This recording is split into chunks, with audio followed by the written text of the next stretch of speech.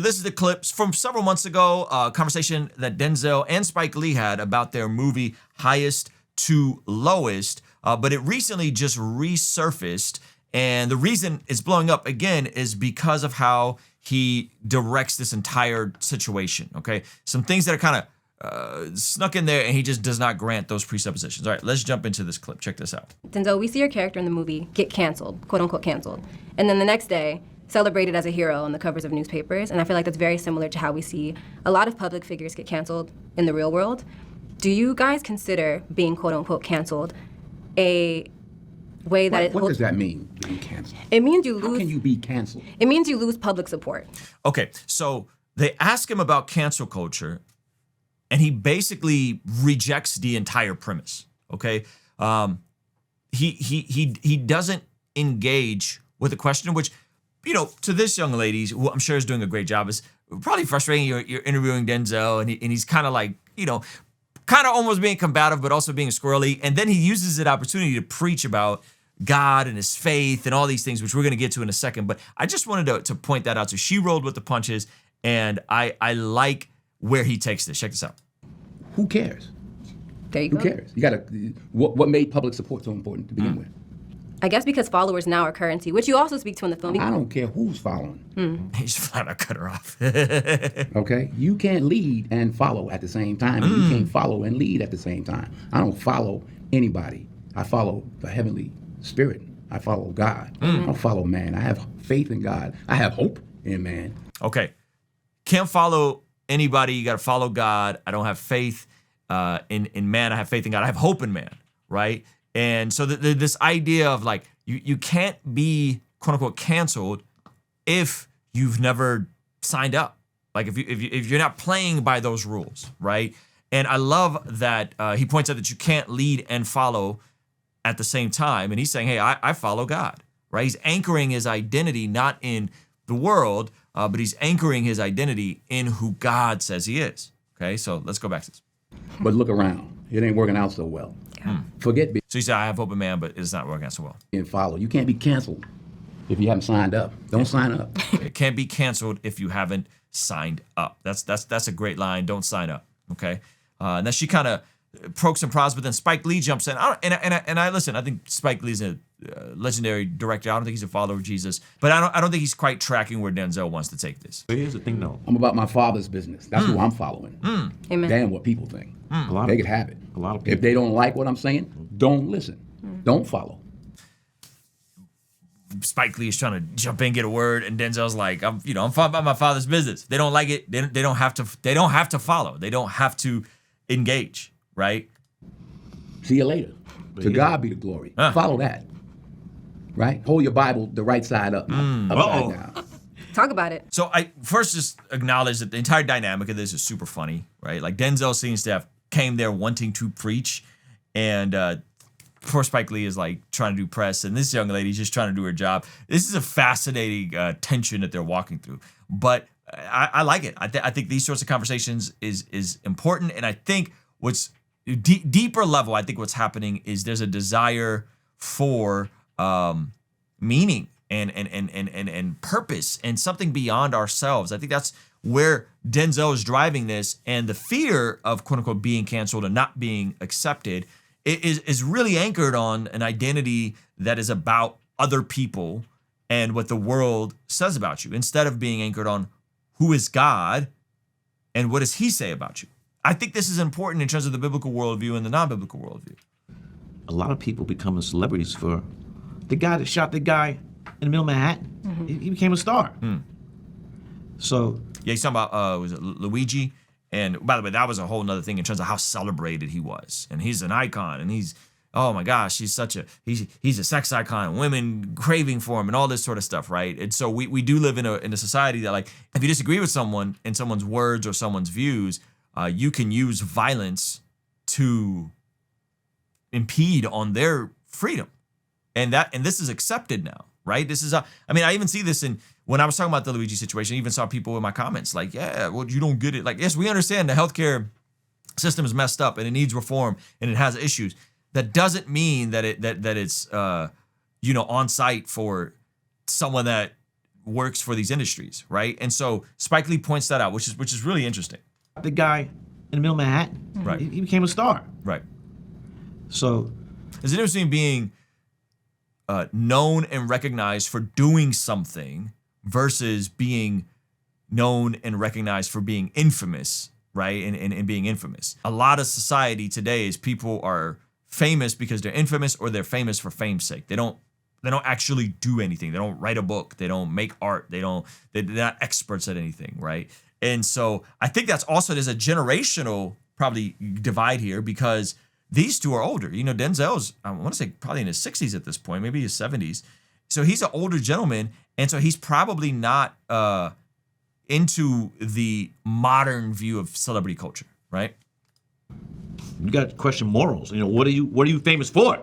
Yeah, yeah. What are you famous for? Yeah. You know, and those people are sometimes celebrated for doing stuff that you would consider evil. Yeah. Murder. And that's also in this film. Like he on his press tip. I like that he brought it back to the film. That's smart. Look how Denzel brought the conversation right back to what he wanted to talk about. You up on some Morrison? Yeah. Yeah. Listen to Brand New Teeth. Brand New Teeth. Higher self-need, higher budget. That's where young people are at now. Like I gotta get the money. I gotta get it. That's the only way I'm gonna make it is to get this money, get the exposure, get more followers, get more people, get the loot. That's short money. All money ain't good money. All followers ain't good followers. Yes. Which is a You're gonna have to answer. We're all gonna have to answer. You're gonna have to answer. Okay. He says all money ain't good money. All followers ain't good followers. Okay. Fame detached from virtue. People celebrating evil. Okay. And I think the deeper question is, what are you becoming to be seen? What are you becoming to be seen? What are you becoming for the recognition? Right? Now, he says we're all going to have to give an answer. Let me pull this back. Which is a You're gonna have to answer. We're all gonna have to answer. We're all going to have to answer. Now, check this out. I don't know if he was doing this intentionally, but this is in Romans, and I got another verse for us that we'll look at in Matthew here in a second, but he says, so then each of us will give an account of ourselves to God, okay? And this is about disputable matters, therefore, let us stop passing judgment on one another, instead make up your own mind not to put any stumbling block or obstacle in the way of a brother or sister. Okay, so this is in Romans 14, really good chapter on like liberty within the church, on disputable matters, awesome, okay? But check out this verse, especially in the context of fame and notoriety and all these sorts of things, right? Listen to what Jesus says.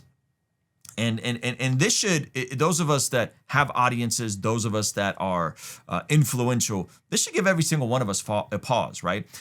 Matthew 12:36, he says, but I tell you that everyone will have to give an account on the day of judgment for every empty word they have spoken.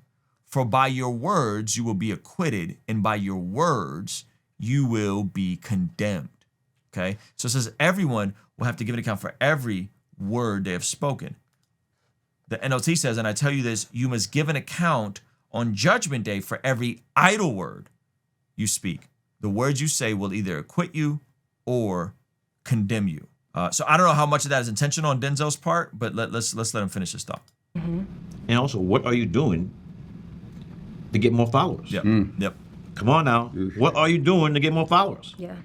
At what expense? At whose expense? So I loved everything about that. I love that he brought it back to God. I love that he brought it back to we're all going to have to give an account and answer, right? And not all money is good money and not all fame is good fame, and that you could be known for the wrong things like the Luigi guy was, and you could be known for doing something that's exceptional, right? So I think the point that he's trying to drive home is quite simple. If you're living for the crowd, you'll answer to the crowd.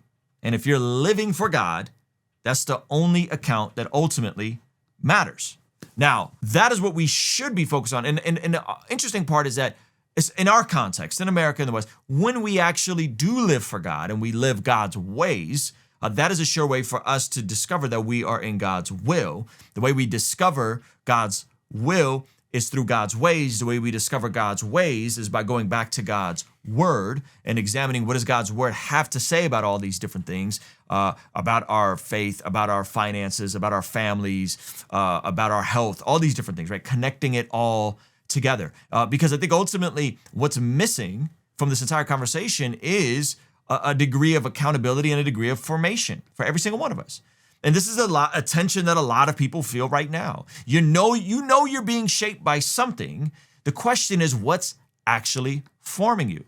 And in terms of what I do here on YouTube, I'm trying to help form you on YouTube about what's happening and the things that you're interested in back to a biblical worldview, back to the scriptures, right? But I also know that just watching YouTube in and of itself and engaging over a screen is still short-sighted. And that's one of the reasons why we're going to be doing more and more live events. You've heard me talk ad nauseum about the Bless God Summit. Well, we have a full tour coming up that's actually starting soon. And it's one thing to watch clips. It's another thing to actually step into an environment where you can slow down, think clearly, and get grounded. And so anyway, we're kicking off the Godly Ambition Tour, April 10th in Chicago at the legendary Park West Theater. And then we're heading to Pittsburgh right after that, April 12th, for the Oaks Theater. And I'm extremely ecstatic to be with you guys. Then after that, we're going to be going all over to New York, DC, April 26th and 27th, LA, May 9th, and then the Tampa area, Atlanta, and in the fall, we'll be in Houston and Dallas. And so I really want you guys to come out, hang out with me in person. I'm doing a full keynote on Godly Ambition, my new book, and how to actually build a life that's aligned and not just reactive. I'll be introducing some new music. We're doing a live podcast Q&A, and there are moments in the room you can't do throughout a screen. There are things that happen when we're together in person that can't be replicated on the internet. As much as I love the internet and I love seeing you guys in the comments and in the chat, I want to see you guys in the room. So anyway, tickets for Chicago, April 10th are starting at $35, and I think it goes all the way up to like $65, where you can get early entrance, a private Q&A with me, and some other perks. And if you've been watching for a while and this is something you know you need to get, is to get around people, the right people, and reset your focus, this is an opportunity for that. So anyway, RuslanKD.com to get your tickets, or hit the pinned comment. I can't wait to be with you guys in person for the Godly Ambition Tour starting April 10th in Chicago and then April 12th in Pittsburgh. All right, let's jump into this next topic. Okay, so what's interesting about all this is it's one thing to say you don't care what people think, right? But it's another thing to live in a world where what people say can actually cost you something. And that leads us into our next topic. Matt Walsh, absolutely disgusted by the latest onslaught towards Erika Kirk, and then ends up kind of breaking down for us some of the legal language of defamation, all this sort of stuff. Now, I'll play some of his clip. I'll chime in because he kind of leaves out some stuff, not in a like an omission type of way, but I think it's very fascinating to say the least. Okay, check this out. It's just, I will summarize it by saying that this post that was all over X and maybe other platforms as well, is just another volume in the ever-expanding library of anti-Erika Kirk defamation. Okay, so what post is he talking about? He leaves out what post he's talking about. The post he's talking about is a post that Candace Owens, I talked about it, is that Candace Owens is actually going at it with Seth from the Babylon Bee in the thread of the post, in Matt's mentions and replies, by the way. And the post basically talks about, it's a video recording of someone claiming that this is Erika Kirk as a teenager working to recruit people for Epstein. There's a community note on it on X. It's clearly not Erika Kirk, but this is being passed around, right? And so Matt is like, hey, like this is really bad to say this, and then Candace Owens is like, I'm going to steal my convictions. I'm a mean girl who's still in high school, right? Arguing and crashing out on Seth. You guys can watch yesterday's stream on all that. But here he gets into the legalities about how this all works and what's happening. Okay, so check this out. And basically the post claimed that an audio recording, which they also posted the audio recording, depicts Erika helping to facilitate trafficking for Jeffrey Epstein. Now, it's not true, obviously. It's totally made up. Plus, the recording is from over like 20 years ago when Erika herself would have been a minor. So this person was accusing Erika as a child of being involved in a facilitating capacity with trafficking. This is a sickness of the highest order. That is disgusting. Like whoever did this and whoever's behind it, because that almost seems like a calculated smear campaign against someone. And here's the thing. So many people are so stupid and so low IQ on the internet that just by sheer volume, this sort of stuff will spread And then people will hear that, not know it's not her and it's been debunked and so on and so forth, and then go on to tell other people about it. And this is where you start potentially entering the reality of defamation, right? But as Matt's going to explain to us, rumors versus defamation aren't the same thing. There's a different legal standard here. Totally insane. Not true at all, clearly. And yet the original poster claimed factually, objectively, that it's Erika. It wasn't even like, oh, might this be Erika? Does that sound? No, it was the exact phrasing. This is undeniably Erika Kirk. Yeah, it's not gross. even bothering to throw in an allegedly or to couch the accusation in any way whatsoever. Just saying, yep, this is Erika. That post got 11 million views. And again, it was reposted and amplified by other large accounts. Ian Carroll in particular. Yeah, that dude is a complete goof, man. Ian Carroll, people used to talk about the woke mind, the woke brain virus. There is whatever the right anti-Israel crazy, like whatever that is on the right, he has it, and quite a few people have. That's why we call it the woke right, because it's really bad. It's really bad. And now he did do the smarmy, cowardly, passive-aggressive thing of allowing yourself plausible deniability, because he reposted it and said it was something like, wow, this sounds an awful lot like her. Yeah, it's gross. And then later he could backtrack, which he did, and said, well, I never said it was her. What are you talking about? I wasn't trying to. I didn't imply anything. I never implied anything. All I was saying is that we should look into this. And again, it's not remotely true at all, verified to be false. Something your common sense should have already told you. And this is, as I said, just one more example of just blatant, fraudulent, slanderous nonsense being leveled at Erika. And there's a lot of it all over the place. Yesterday, there's a nutcase who calls herself a journalist named Liz Crokin, kept the narrative going. She posted, quote, Erika Kirk is involved in the rape, torture, and trafficking of children. Oh my gosh. Just not even, again, no allegedly. Just yeah, and here's the deal. Like, you can have critique of people if you want. You can say, I didn't like her glitter jacket in the fireworks when she came out at Amfest. It doesn't seem like a grieving whatever stupid thing. The issue is it's the insinuation based on questionable choices, right? Like disputable matters. But when you piece all this together, it just amplifies to something that is so gross and so utterly disgusting that I think I would be like, why is she not suing the brakes off these people, right? But again, unfortunately, that's not how this works. not the vaguest attempt to even pretend that she's exercising any kind of prudence or discretion at all. Just outright defamation, totally made up. I mean, there's no evidence of this at all. Zero evidence of Erika Kirk being involved in torture and of children. There's not even like, you know, if proving that is a mile away, like if the proof of Erika being involved in that is a mile away, Liz Crokin has not even made it an inch in that direction. Okay, not a foot in that direction. There's no evidence at all. Totally made up and stated as fact. And I don't really have a solution for this. I got to be honest. I have some ideas maybe, but I don't have a solution. I don't know what to do about this exactly. But it's really bad because this is how defamation works these days, and it's all over them. It is totally out of control. And it's only going to get worse. You bring in AI and all that kind of thing. I've been warning about that. Other people have warned about it. But as AI videos and AI audio and that sort of thing gets even more sophisticated, this is only going to get worse. Right. And what you need to understand, if you don't, I think a lot of people I think a lot of people don't get this, maybe because they're just not as clued into this particular problem. And if you've never fallen victim to it, then I would see why you wouldn't be. But the victims of this kind of thing are almost powerless to do anything about it. Yeah, and that's the part I think people don't quite understand. It's like, why is she not saying more? Why is she not right? And it's like every time you go down the rabbit hole and debunk one of these things, every time you go and you confront one of these things, in a way you could just be putting more fire on the thing that you really don't want people to be saying and paying attention to.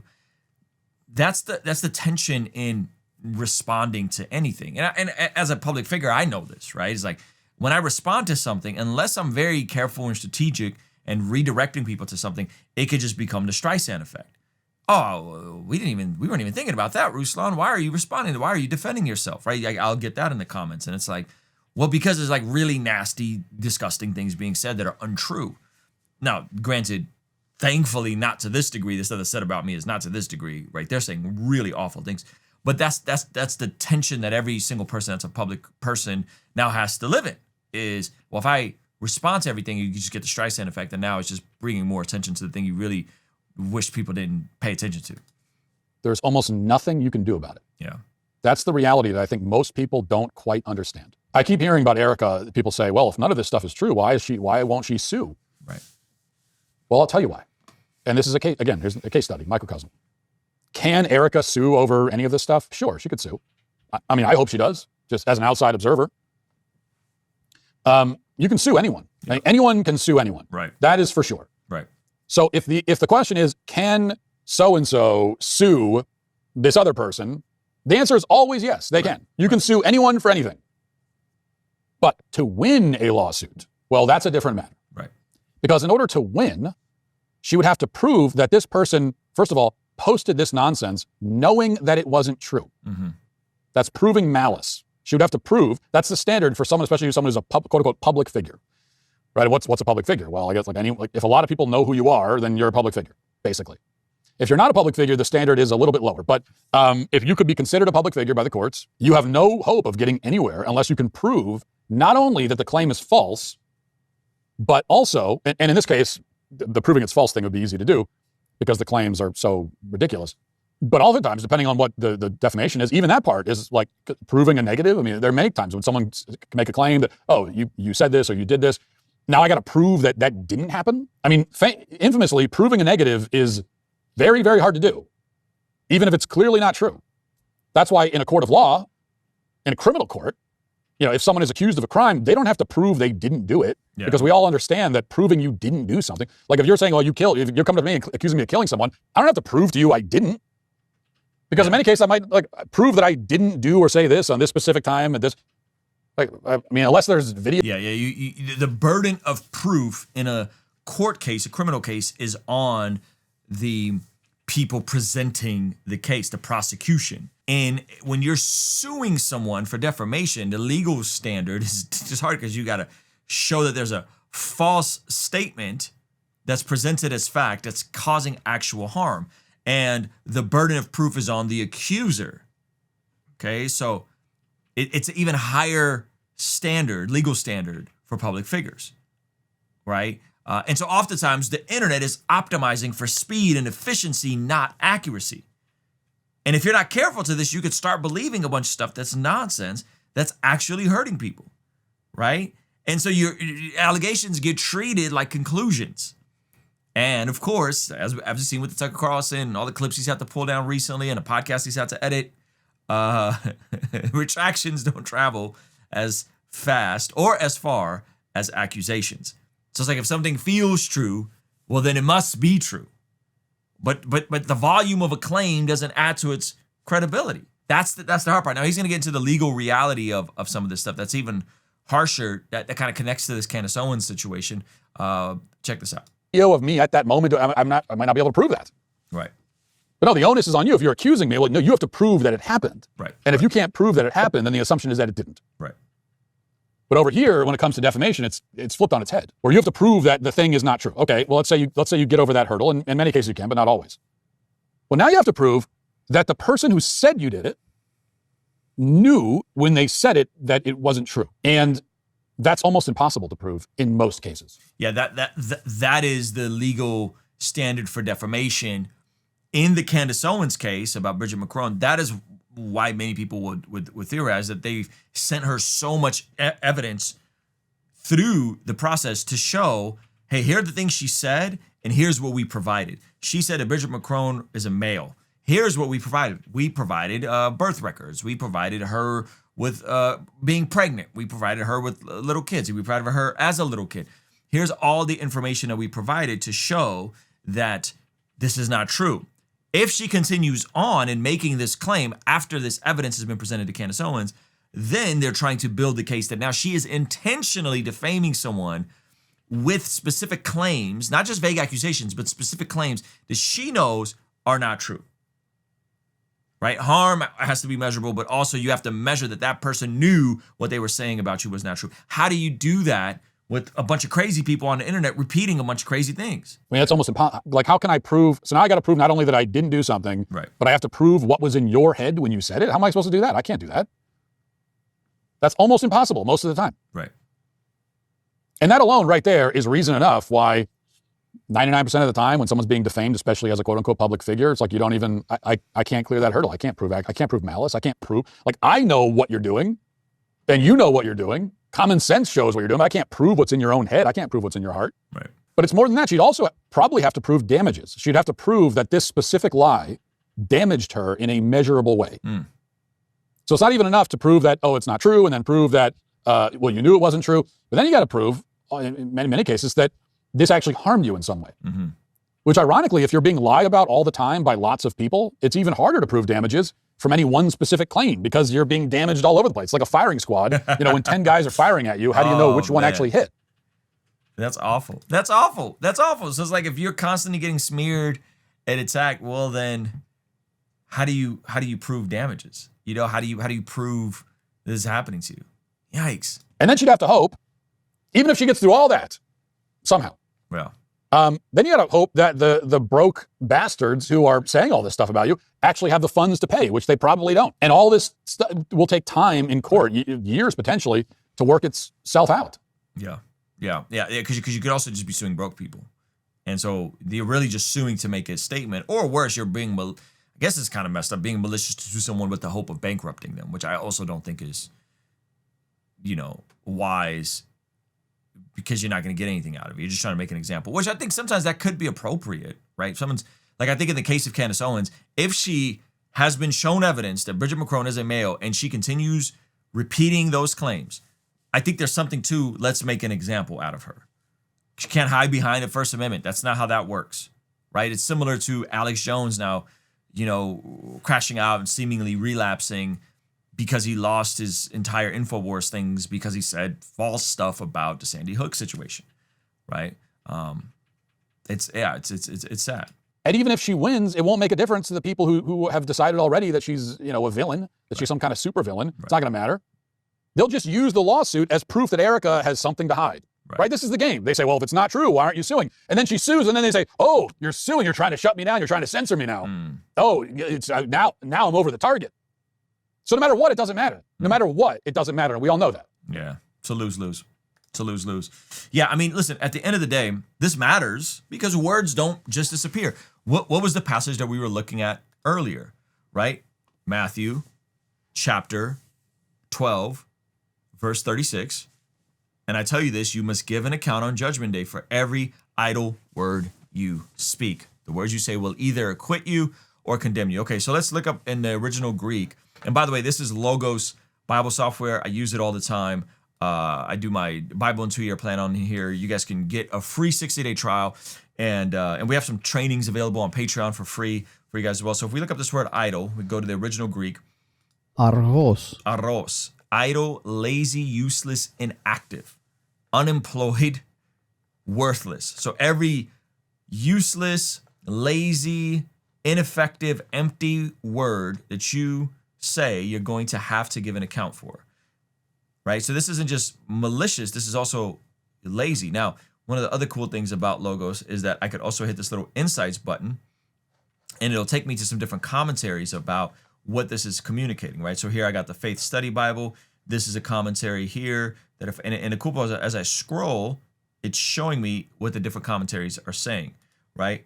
And so I'll go to verse 36 and here in the commentary says the imagery now moves from heart to treasure. The parallel in Luke 6:84 has the treasure of the heart, but Matthew's point might be slightly different. The point is probably that one's actions reveal one's most deep values.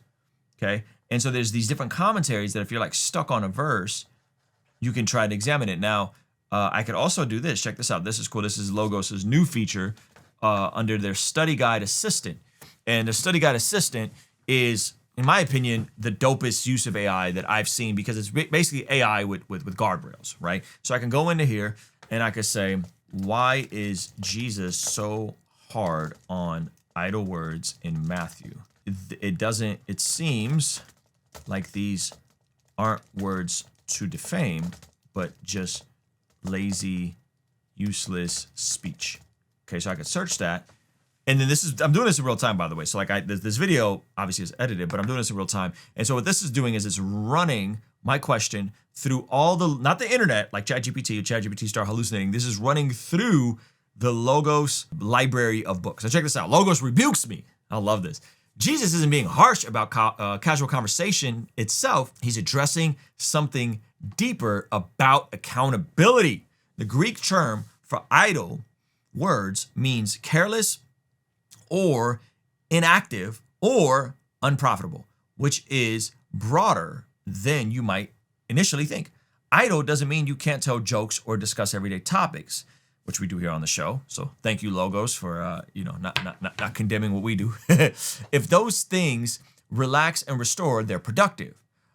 But any word that destroys, pulls down, hurts, or harms anything non-productive counts as idle.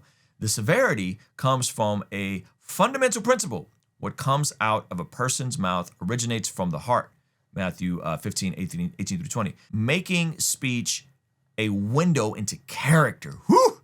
There's no better judge of a person's heart than the words they allow to come from their mouth.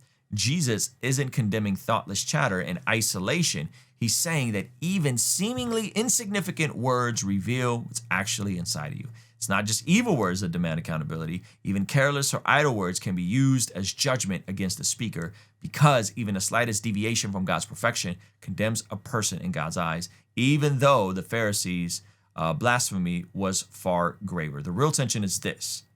Everyone will give an account on Judgment Day for every word spoken, and words will either acquit or condemn. This means, that which we just read, right? Matthew 12, 36-7. This means lazy speech matters because it exposes lazy character, a heart not aligned with God's values. Words express what the heart is full of. So careless words aren't harmless. They're diagnostic. Jesus demands intentionality about speech because he demands intentionality about who you're becoming. One time for Logos Bible software. That is fire. Now, by the way, check this out. Here, we then have our citations, right? So this is from God Questions Ministries, and this is also from Adrian Rogers, The Awesome Power of the Spoken Word, okay? From a sermon archive, okay, from 2017. So that's pretty awesome, and that Logos can take their library, give us tools. Now, the dope part is, I think you guys are in the information age. You know that you can get good stuff on ChatGPT, on the internet, so on and so forth. I think what I love about Logos as well, and I know I'm talking about Logos a whole lot, is that it also helps me with the implementing of my quiet time and my devotion to Jesus. And so I have a Bible in 2-year plan on Logos. You read it Monday through Friday, so you get Saturday and Sunday off. And the Bible in 2-year plan is amazing because it's about 7 to 10 minutes of reading a day, but almost every day I go and do just what you just saw me do. I'll hit the commentaries, I'll jump into the Greek, I'll read the cross references, and then sometimes if I'm struggling with a question, I'll go in and I'll jot it down and in the AI tool and go deeper on something. So anyway, Logos, free 60-day trial. I think you guys will like it. But I think this idea of an idle word, just again, recklessness with our speech can destroy people. Reputation, to some degree, has a degree of currency, right? Like people's reputation, your name often travels further than you do. So people will hear about you before they ever meet you. And so that's why I think this conversation is so important regarding what's been happening in the broader scope of the internet and just this new era that we're entering, and how flippant people are becoming with the things they're willing to say about public figures. So as we discussed earlier, Denzel's talking about not living for the crowd. But what we're gonna look at next shows what happens when the crowd starts deciding what's true, and what happens when people don't just get things wrong, they start saying things that collapse under the weight of reality. Okay, so Joy Reid recently came out and made some rather wild claims about the situation in Iran that I just think reek of utter brain rot. And then we're gonna look at another clip of just how far gone people are on this conversation. Okay, so let's jump right into this. So Joy Reid, this is going viral on X today. So let's see what she is saying. Our regime has secret police. They have secret police. Our regime is oppressing women, taking away rights, taking away women's rights in like 26 states, some states where they're trying to have the death penalty for having an abortion. They also oppress women. Okay. Did you catch that? So out of the rip, immediate false equivalencies. They have secret police, we have secret. What is she talking about? Well, obviously we have agencies that are FBI or CIA or I don't know, she's talking about like, you know, ICE is secret police. Then notice she immediately pivots. She immediately pivots to the idea of a woman's right to choose is the oppression of women. A woman's right to choose the killing of their baby is the same as what's happening in Iran, where women are being killed for not covering up their heads. Ridiculous false equivalency, absolute brain rot, and just a distortion of reality. But this isn't it. There's more. They have the highest rate of women who are in STEM careers. We're kicking women out of the military, out of university. We're saying that DEI means women can't be hired for high positions in the sciences. Okay, we're saying that DEI means women can't be hired for high positions in the sciences. And her claim is that they have the highest rate of women in STEM. And so she's conflating on the issues with DEI. I don't think DEI is saying women can't work in certain fields. I think what DEI is saying, hey, who are the most and the best competent people for those fields, regardless of their ethnicity or their gender, put those people in those positions. I think that's the fundamental flaw that she's mistaken. So it's not having an issue with DEI is not discriminating against people on the basis of gender or race. It's saying don't discriminate against people on the issues of gender or race, right? We're marginally better, and we're doing it for Christianity. They're doing it for Islam, right? We're marginally better. We're marginally better than Iran, okay? But we're doing it for Christianity.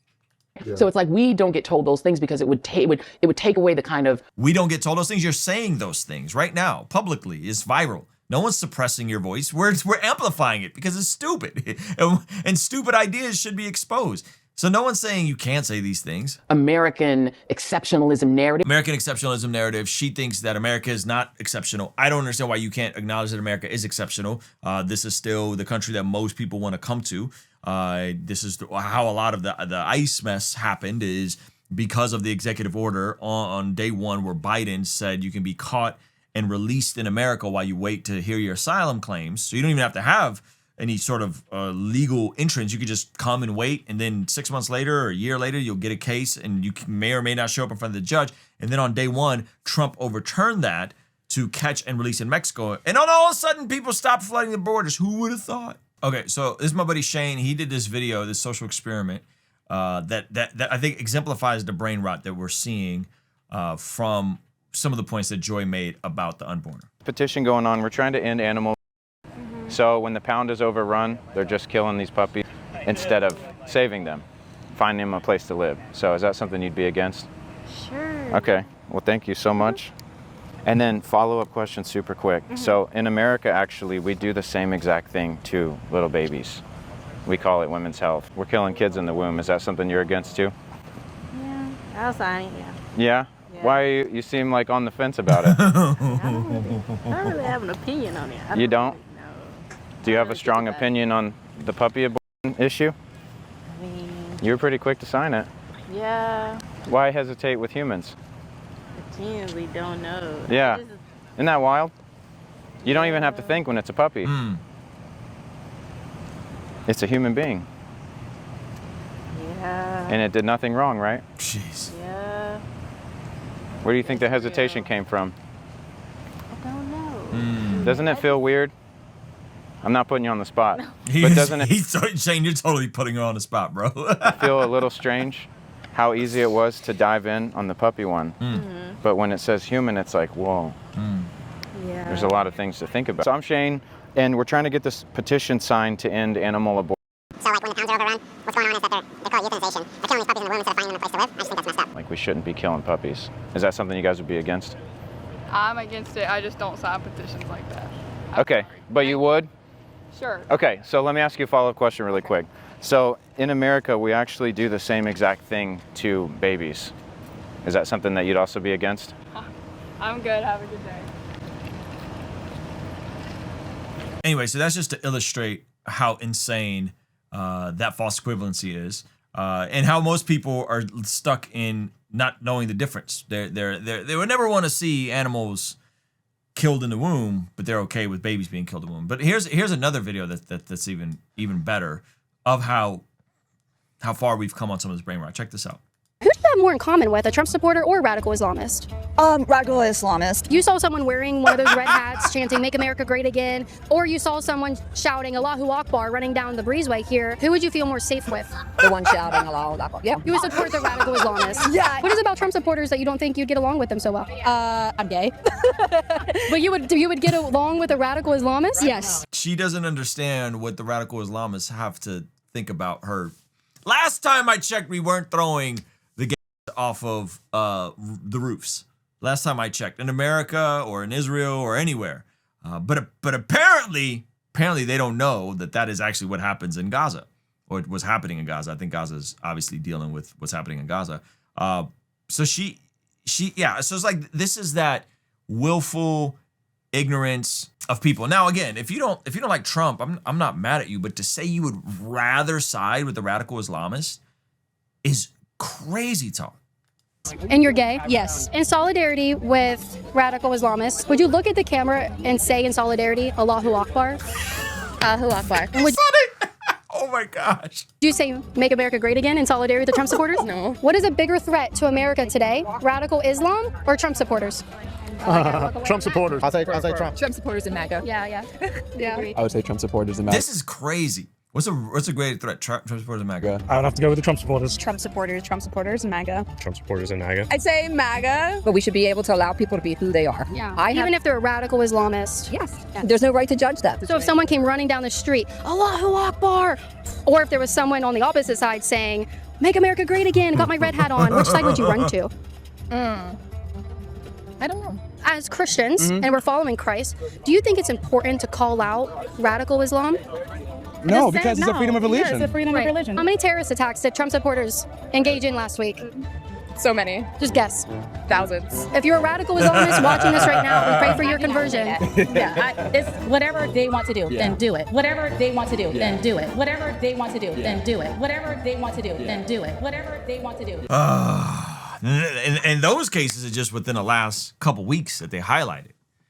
So that's the reality of the lived experience and how distorted people are, and really how comfortable they are. And I think the comfort is probably what distorts our perception, right? Is there's no lived experience. And somebody yesterday, by the way, was like, "You have no idea about Islam. You've only lived in the West." It's like, "Bud, I'm from Azerbaijan. It's north of Iran.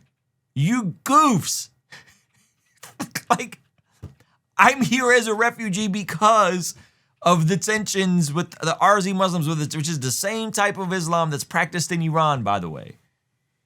So this idea that like you don't understand. First of all, like I do have the quote unquote lived experience of experiencing the downstream effects of that ideology. Now, again, it's not all Muslims and it's not all Arabs. It's the teachings of a religion that is false and dangerous. And then people on the far left that get aligned with this end up being radicalized to support it and to say they're more concerned with this. And this isn't like, listen, okay, this is fairly common even within some Christians that got some of this brain rot, right? It's because they're so hostile towards white evangelicals that they would rather side with a religion that actually teaches their extinction, right? And they don't understand that sort of stuff. They don't understand what the actual, that again, it doesn't mean that all Muslims hold to that. So Joy Reid making a false equivalency of, hey, this is, it's pretty much the same. We're just oppressing women for Christianity, and they're oppressing us. Like, but man, start talking about you like the fact that you have folks that are down with PETA and want to rescue dogs, but they're okay with killing babies. Folks who are vegans that don't kill animals to eat them, but they're okay with the deletion of babies. Shows you how far gone some people are. And I think the deeper issue is that this you're choosing identity or to distance yourself from someone else's identity over substance, right? And so it's like it's an emotional alignment over any sort of factual alignment. you're confusing that because you have a shared enemy, we don't like MAGA, which again, I'm not the biggest Trumpster, that you actually have shared values with radical Islam. This is crazy talk, right? And so it's a different story, but the same problem. People trading truth for something that's easier. People trading truth for something that is more palatable to their own sensibilities, and they're forgetting the foundation that they're even standing on. Now, I don't think there's anything wrong with a desire for justice. I think that's good. Desire for justice is real, right? You should desire to stand against evil. That is also real. But to confuse that, well, I'm standing with the Iranian regime because I'm desiring justice is just, that's at a whole nother level, right? And so when that desire for justice or desire for truth isn't grounded in truth, it turns into distortion, which is what we're seeing. Okay, now in a moment, we're going to get into where some of this brain rot came from, but just this week, Joe Kent, a director of national counterterrorism, stepped down from his position over the Iran situation. This has caused a bit of a scandal on the internet, and he says, I cannot in good conscience support the ongoing war in Iran. Iran posed no imminent threat to our nation, and it is clear that we started this war due to pressure from Israel and its powerful American lobby. It has been an honor serving under POTUS and Tulsi Gabbard, and leading the professionals at NCTC. Now, Tulsi Gabbard's came out about this. This caused a big stir on the internet. So he's saying there's no imminent threat, and it's the lobby of Israel that has us in the situation with Iran. Now, I think what's interesting about this is that there's some very basic things that are missed. Okay, so this idea of like an imminent threat. Now, I don't know what's going on. Okay, for the record, I have the information you guys have access to. I don't have no access to the internet, to the president. I don't have any stuff like that. But we all do have access to the internet. So he's saying there's no imminent threat, and Iran wasn't going to do anything. Okay, but here's something to think about, right? And then we're going to get into like the root of this here in a second, in terms of the brain rot. Okay, so no imminent threat. Okay, maybe I don't know. I don't know if they had missiles pointed at American bases or not. I don't know. I know they were probably upset from what happened last year when America attacked them with Israel. But how about Iran-backed assassination plots on U.S. soils? Does that serve as a threat? Okay. Again, I'm not sure how many people know this, but there was a man recently, a Pakistani man, okay, that recently was found guilty in an Iran-backed plot to kill U.S. politicians. Okay. Pakistani man with ties to Iran has been found guilty of plotting to assassinate U.S. politicians and officials. Asif Merchant, 47, hired a hitman in New York to kill prominent American officials and targeted U.S. President Donald Trump in 2024. Okay, so this is public record. Okay, so again, this idea, hey, there's this is bad. I don't know what's going on here. This is a dude who was convicted in federal court for working with Iran's IRGC to hire hitmen to assassinate U.S. officials, including Donald Trump, but also Joe Biden and Nikki Haley. He was arrested in 2024 after trying to recruit killers in New York and now faces life in prison. But that's not it.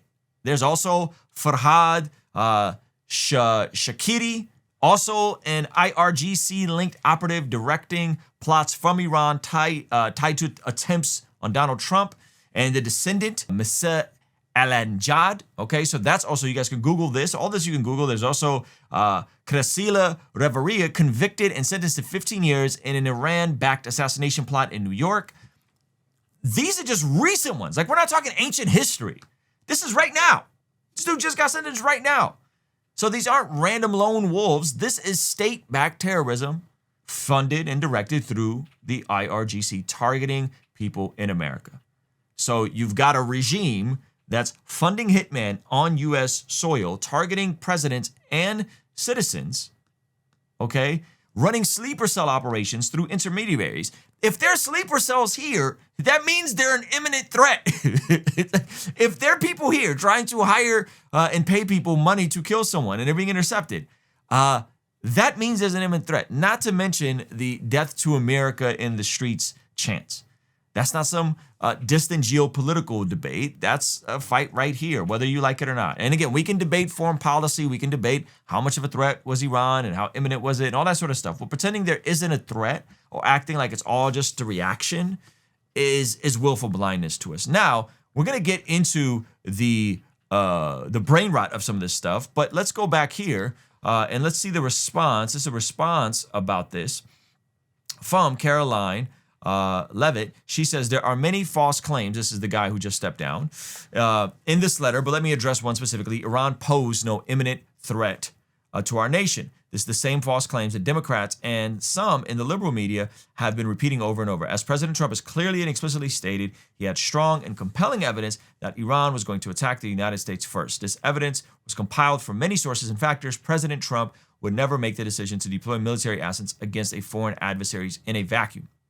Iran is the world's leading state sponsor of terrorism.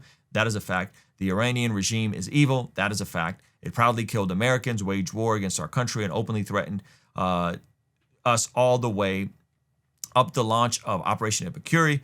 That is a fact. They're constantly threatening America. Iran was aggressively expanding their short-range ballistic missiles to combine with their naval assets to give themselves immunity, meaning they would have a degree of capabilities that would give them immunity to hold us and the rest of the world hostage. The regime aimed to use ballistic missiles as a shield to continue achieving their ultimate goal, nuclear weapons.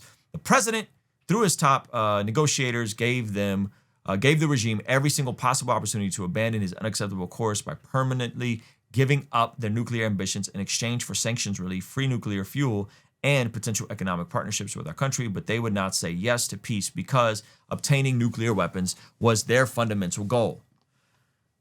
They don't say yes to peace, right? This is the same thing that happened with the Palestinian conflict. How many times have they been offered citizenship? How many times have they been offered a two-piece solution? How many times have they been offered these things and they say no, right? Again, downstream effects of an ideology, right?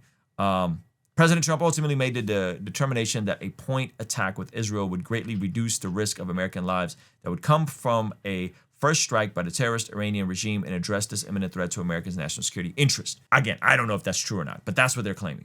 All of this led to President Trump arriving at the determination that this military operation was necessary for U.S. national security, which is why he launched a massively successful Epic Fury. The commander-in-chief determines what does and does not constitute a threat because he is the one constitutionally empowered to do so, and because the American people went to the ballot box and entrusted him and alone to make such judgments. And finally, the absurd allegation that President Trump made this decision based on the influence of others, even foreign countries, is both insulting and laughable. President Trump has remarkably consistent and has said for decades that Iran can never possess a nuclear weapon.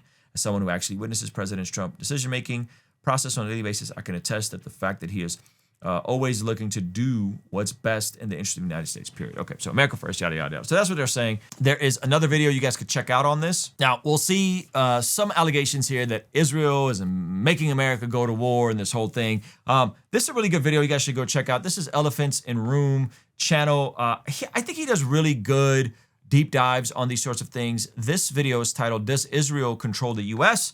And again, in a second, we're going to go deeper on how we got here with the brain rot around some of this stuff. But this is a great video, and I do really recommend you guys check it out. And he has another one about do the Jews control the media, which we're going to get to the Jews here in a little bit. But check this out. This is specifically about AIPAC, because people always complain about AIPAC this and AIPAC that. Check this out. Visible mechanism is AIPAC and elections. That's the American Israel Public Affairs Committee. So AIPAC money doesn't come from Israel directly, or even from foreigners. That's a crime. It comes from American donors who support Israel's cause.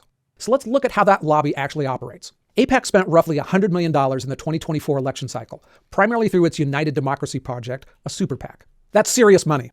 In context, it represented about 0.6% of federal election spending that cycle. And compared to industries like the pharmaceutical or tech industries, they spent more.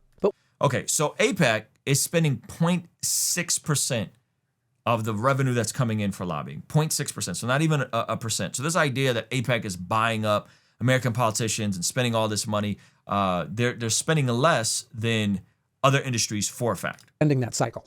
And compared to industries like the pharmaceutical or tech industries, they spent more. But what makes AIPAC especially effective isn't the total, it's the strategy. Unlike many businesses and trade associations that spread money across hundreds of races, AIPAC picks their targets carefully. They concentrate resources in specific contests, going after candidates they want gone. In 2024, the focus was heavily on progressive incumbents critical of Israel, and AIPAC won most of those races. AIPAC uncorks 100 million war chest to sink progressive candidates. Okay. It also runs dark money through affiliated organizations, issue ads with no visible connection to AIPAC at all. Now, none of this is particularly unusual for special interest groups. The NRA has used the same concentrated targeting playbook for decades. The sugar industry has kept subsidies alive for generations. The corn lobby keeps billions of dollars of ethanol mandates in place. High fructose corn syrup, anybody? Why? Because there's lobbying that happens for this. So you're talking 10x, 100x the spend of these other industries. I could go on and on. But money and power in Washington isn't as straightforward as, here's money, vote my way, like so many people think it is. I mean, it certainly buys access. But most of the time, they're competing interests, so those individual sources often balance each other out. But for decades, less so now, the Israel lobby was helped out by a strong tailwind. Israel cost politicians almost nothing to support. There was no significant organized constituency demanding aid cuts or pressuring on Netanyahu. On the other hand, opposing Israel carries real risks. Primary challenges, donors fleeing, and the constant possibility of being labeled anti-Semitic. That meant AIPAC didn't really need to buy votes, but it pushed on a door that was mostly open already. The money and targeting operations were really about enforcing discipline at the margins, making sure that nobody got comfortable being an exception. In Washington, that's often all you need. But in the last handful of years, that calculus has started to change, as I'll explain in a bit. But to fully understand the breadth of Israel's influence in the country, we also need to take a broader look at Jewish power in America, not just at the Washington level. Now, that's a topic within a topic that makes people even more nervous. But there's a real difference between examining a group's actual influence and spinning conspiracy theories about shadowy string pullers. The facts are interesting enough on their own. Jews are roughly 2% of the US population, but on most professional and financial levels, they punch well above their weight class. I did a whole separate video on why Jews win so many Nobel Prizes. I mean, they make up 0.2% of the world's population, but have earned 22% of all Nobel Prizes, with a strong concentration in the hard sciences. That's crazy. As a group, they're overrepresented in medicine, law, academia, finance, politics, and media. Now, we can see that with other groups like Asian Americans in tech and medicine. And that's not a conspiracy. It represents cultures that emphasize education, professional networks, and mutual support. So therein lies the issue is like Israel is a more unified front. Jews are a more unified front. I talk about this all the time with like, hey, one of the reasons why they are so successful is because they keep their dollars within their community, right? The circulation of the dollar stays within their community. There is mutual support. There is network. There is access. And I would argue a lot of these things is the testament of God in terms of them living out the Proverbs and how well they've done. And so when you factor these things in, that is why they are so influential. As anyone who is highly successful, values education, so on and so forth, he points out Asians and Indians, similar things. In Congress, Jews hold roughly 5 to 6% of the seats. Now that's 2 to 3 times the general population. Perhaps even more importantly, Jewish Americans donate to political campaigns at rates far above most other people.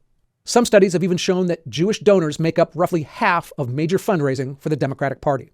Now, in a democracy, that's how people are heard. And when one group is wealthier and more politically engaged, they're going to have a stronger voice. So it's not wrong, but pretending it's not the case doesn't help anyone. Right. Now, that said, American Jews aren't a united pro-Israeli bloc. The younger generation in particular has grown very critical of Israeli policies, opposing settlement expansion and conduct in the Gaza war. That became clear when I looked at Jewish influence in the US media. Now, you'd think that would translate into strong pro-Israel coverage, but the answer is more complicated than you'd expect. Jewish executives and editors are heavily represented at major outlets, but the most consistently pro-Israel coverage hasn't come from the ones with the most Jewish leadership. The New York Times, MSNBC, CNN, the editorial boards of major papers, some of the toughest scrutiny of Israel has come from inside of those institutions.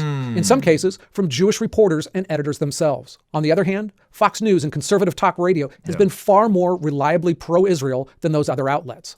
Isn't that interesting? The Jews that control the media, or not say control the media, but are in positions of influence in the media, tend to be more critical against Israel than just regular Fox News stuff, conservative stuff. Now, I got to let you guys know the core of this, which, again, some of you guys know my story. I'm a refugee, Azerbaijan. Azerbaijan used to be a part of the former Soviet Union. A lot of this goes back to how the communists dealt with this, okay? So this is a really interesting lesson. You guys can pull the receipts on this if you want. This is Nick Mateo. He is on a channel discussing his recent debate with Sneeko. I did a reaction to that. But listen to how he breaks down the history of some of this stuff regarding Israel, Jews, and the way we got to this place of brain rot with regards to radical Islam now being woven in to liberal and leftist ideology. And I think there's a lot of people at play. Russia, they don't get enough talk about this, but this goes back to Operation SIG. This goes back to the really 60s, even before really, but 60s. And it's played out to this very day. Russia, the USSR, when Israel first came about, they thought, oh, Israel's going to be our allies because there was some that agreed more with communism and the kibbutzim lifestyle. And then, they come to the Sinai conflict, or the Suez Canal, and they kind of side with the West. And then even then, Russia's like, okay, maybe that was a one-off. And then you have the Six-Day War, and Israel embarrasses the Russian-trained Arab armies. And so then Russia's like, okay. Then at that point on... So Russia's trying to be friendly with Israel. Israel isn't being friendly with Russia. Russia, because they're communists, the Soviet Union, they're communists, they're thinking, oh, well, we can get it. And then it doesn't work. And they the people they're training keep losing. And so they change their strategy. Listen closely. Especially in 64 with the creation of the PLO, but they start training Yasser Arafat, Mahmoud Abbas, and all the Arab leaders. And they said, this is all documented. Jan Pacepa, he was the largest defector from the USSR. He talked about this, among other people. And they said, don't say you're fighting for jihadism anymore. Don't say any of that. They told Yasser Arafat and other Arab leaders, start saying you're fighting for human rights.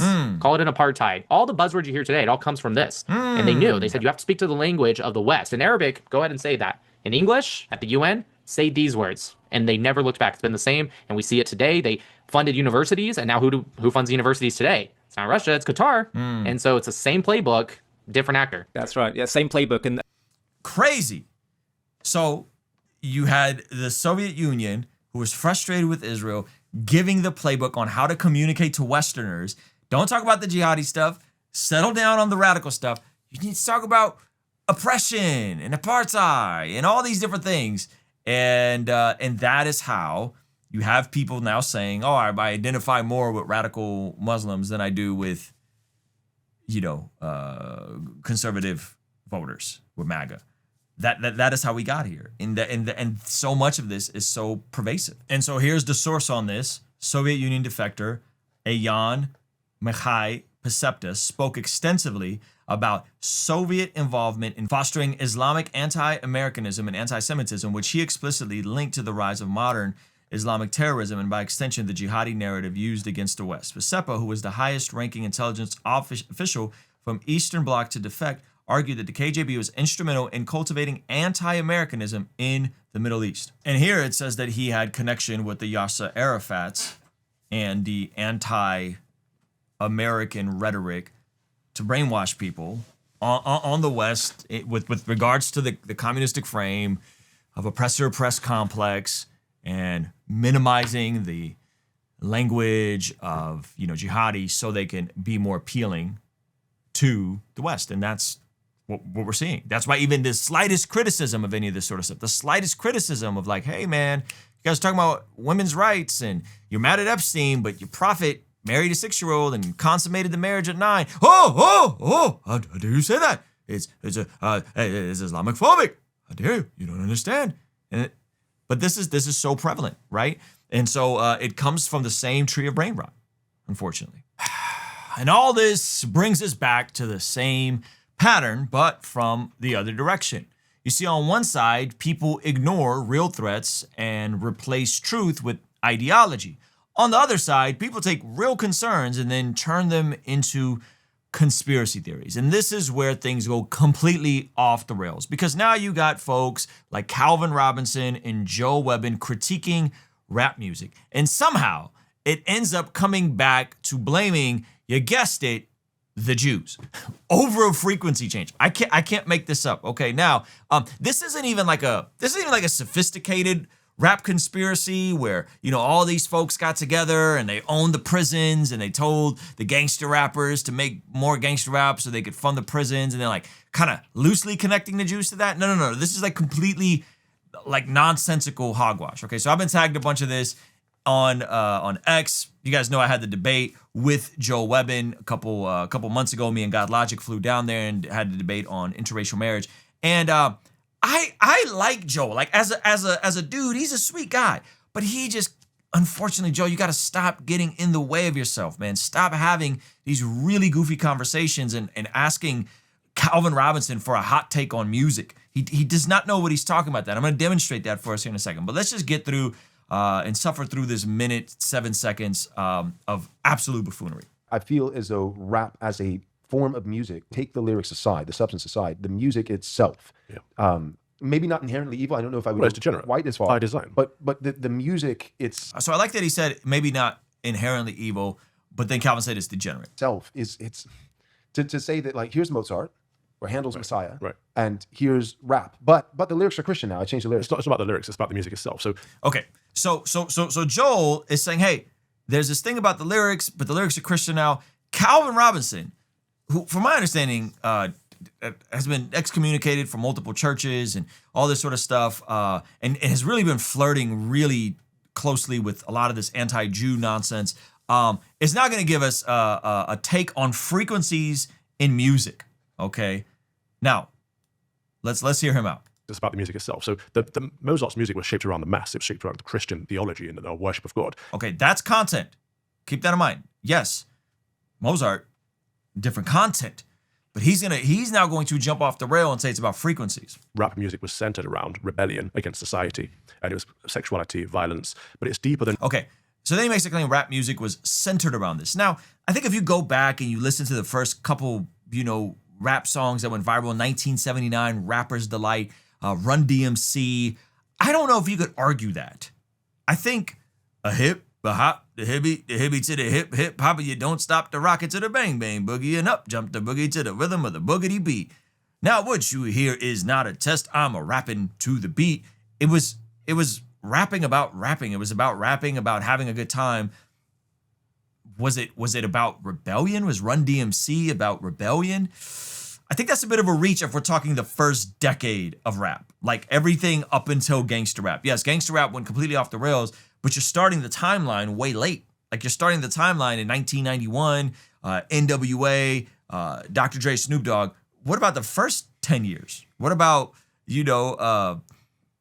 all the other stuff that was said there? So I think he's speaking on something he's just ignorant of. So I think to make this definitive statement that rap was founded on rebellion, I would say you'd have to go back and listen to those records. You could say rap had strong ties with music from Jamaica, and there was the revolutionary element in some of it, and the socialistic ideology from the Black Panther. You could argue that as an ideological framework, but the first 5 to 10 years of rap was not this, right? Again, go listen to those Run DMC records. Like they weren't what Calvin is describing. So I think he's starting his timeline too late. But let's keep going. And just the words or the beats, it's the frequencies. Okay, then he pivots and goes into an asinine statement about frequencies. In 1939, there he is. The Rothschilds and the Rockefeller. There he is. Okay, so in 1939, so listen closely to what his frame here is. Frequencies. In 1939, there he is. The Rothschilds and the Rockefellers came together, got some scientists and some musicians together, and said, let's shift the frequency of A from, 440 hertz to 453 hertz. So okay, so thank you for saying looking up. You got that wrong. But the Rothschilds got together and said, we're going to shift the frequency of A. Now, what is he talking about? Frequency, there's no frequency. I try to simplify this for you guys. So like the note of A here, there's different notes of it. And if you've ever like messed with an EQ, you know that there's different notes that come up on the sound. So if you just play like a white noise sound, you could change the frequency basically, right? And so 440 is where A is. And before, according to Calvin Robinson, before 1939, A was not on 440, it was 435 or whatever the number was. Now, there's only one problem here. The first rap song came out in 1979. He's blaming the Rothschilds and the Jews, and he's about to say the Jews. They're about to say the Jews, because I'm not being hyperbolic. He's blaming the Rothschilds and the Jews for something that happened in 1939. The first rap song came out in 1979 with Rapper's Delight. And you guys are all smart. You could go look up the lyrics for that. Rebellion and misogyny and rappers. I think this is a massive, massive reach. And so he's saying because this note got tuned, everything about music got absolutely unhinged. Look it up. And essentially, they want the masses to be enraged, to be ready for war. They don't want the masses to be peaceful and seeking God. That's so good. So what you're telling me is it's not just the lyrics, but rap, the music itself is Jewish.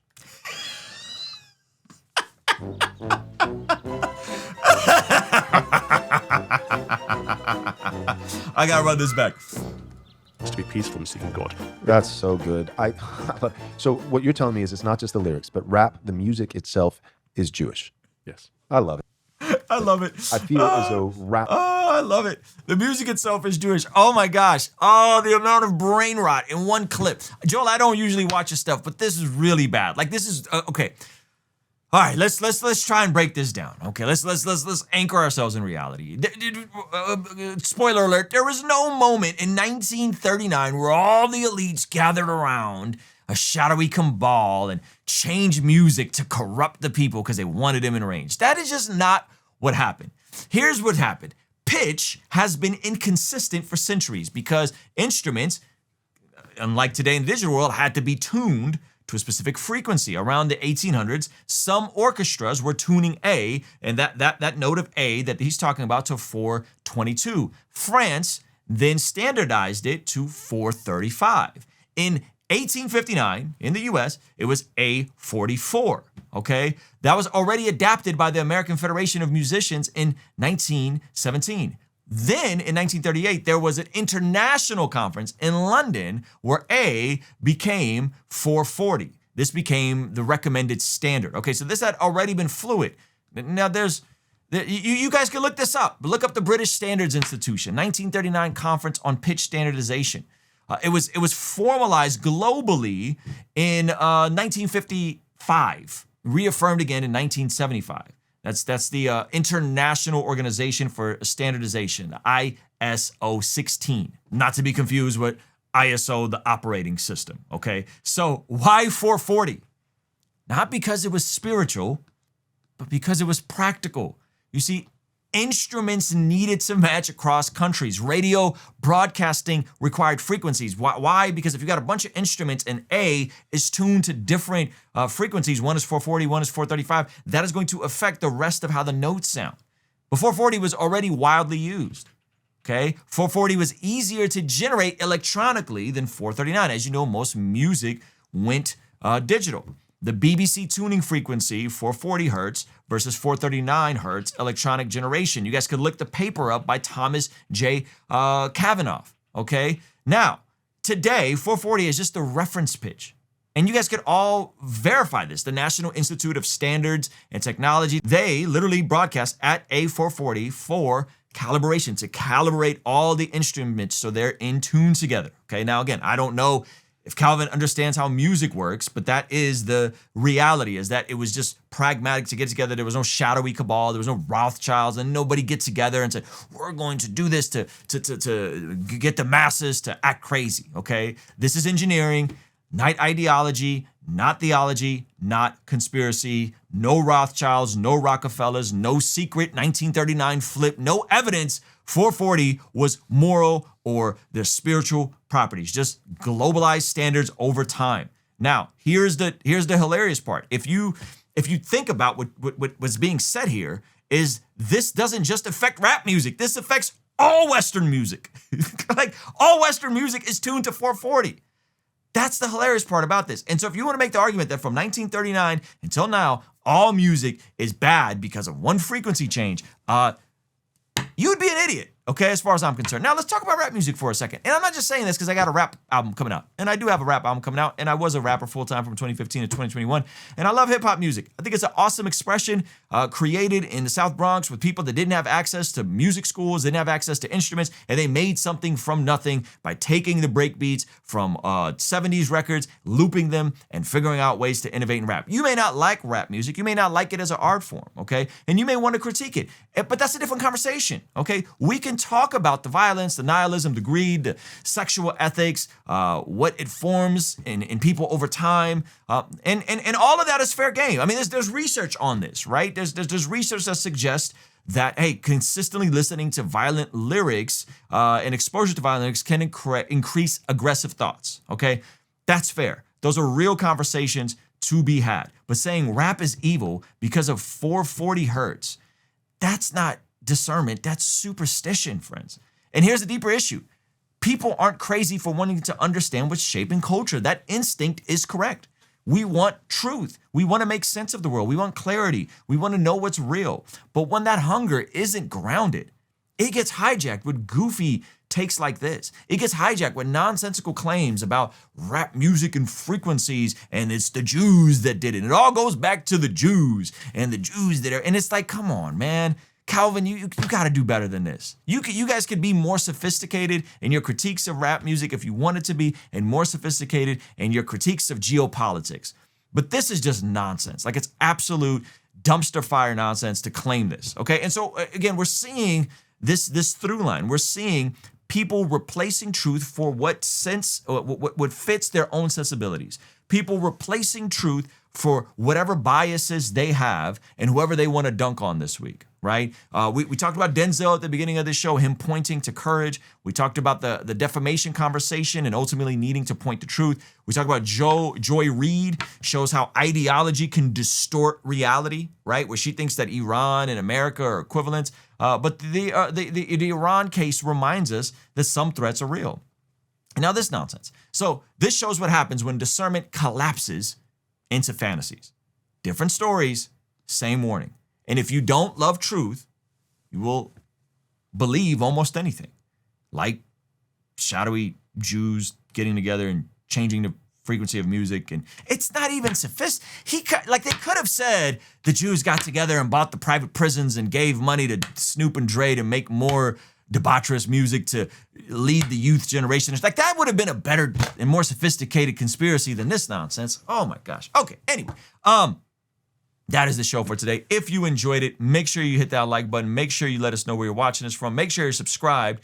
And make sure you catch me on tour, because I'm going to be on tour this spring, starting April 10th in Chicago, Illinois at the Park West Theater. Yes, I will be doing some new rap songs. No, it will not be demonic and cause you to be angry and whatever nonsense they were talking about. After that, we're in Pittsburgh, April 12th at the Oakmont, the Oaks Theater in Oakmont, Pennsylvania. Then we are in D.C., Arlington, Virginia area, April 25th. And then the legendary Sony Music Hall in New York, New York. And May 9th, Los Angeles at the Fine Arts Theater. Clearwater, Tampa area, May 15th at the Capitol Theater. Center Stage in Atlanta, May 16th. And then we're doing Houston and Dallas in the fall. And so again, you guys go get your tickets. Chicago, it's all starting April 10th. Go get your tickets. Can't wait to be at Center Stage. Link in the description. If you're at any of these cities and you really, really, really want to come, but you really, really, really are in a financial hardship, DM me immediately on Instagram. We're looking for a few volunteers to come out and help us run merch.